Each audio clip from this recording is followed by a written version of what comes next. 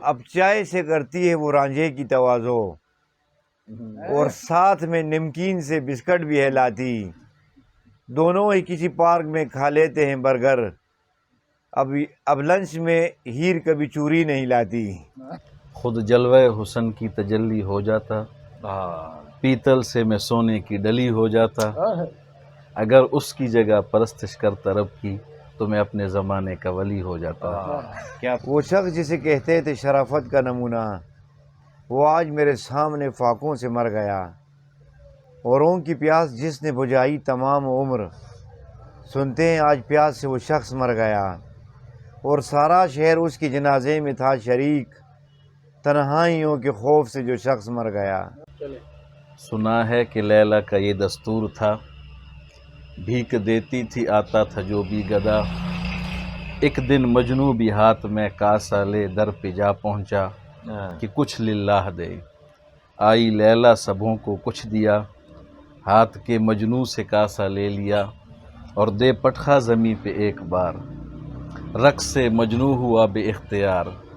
لوگوں نے پوچھا اے مجنون خام، رقص کا تھا اس جگہ پر کیا مقام، بولا کہ تم میں کوئی عاشق ہی نہیں، عاشقوں کی رمز سے واقف ہی نہیں، یہ جفا ہرگز نہ تھی یہ ناز تھا، یہ بھی معشوق کا ایک انداز تھا۔ دریا میں اپنی قبر بنانے چلا گیا،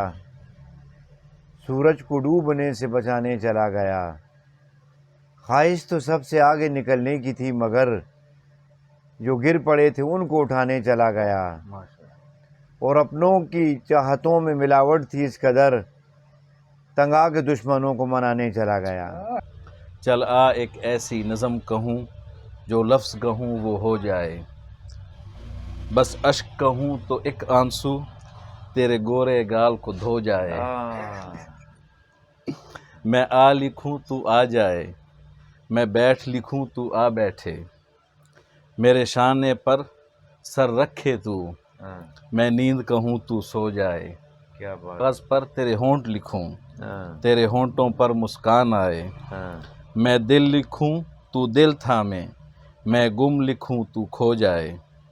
تیرے ہاتھ بناؤں پنسل سے پھر ہاتھ پہ تیرے ہاتھ رکھوں، کچھ الٹا سیدھا فرض کروں کچھ الٹا سیدھا ہو جائے، کیا بات ہے بھائی، ماشاءاللہ۔ میں آہ لکھوں تو ہائے کرے،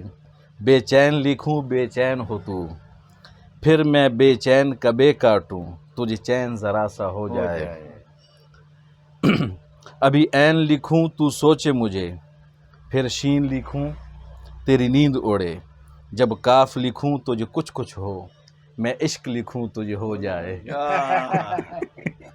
کیا بات ہے بھائی۔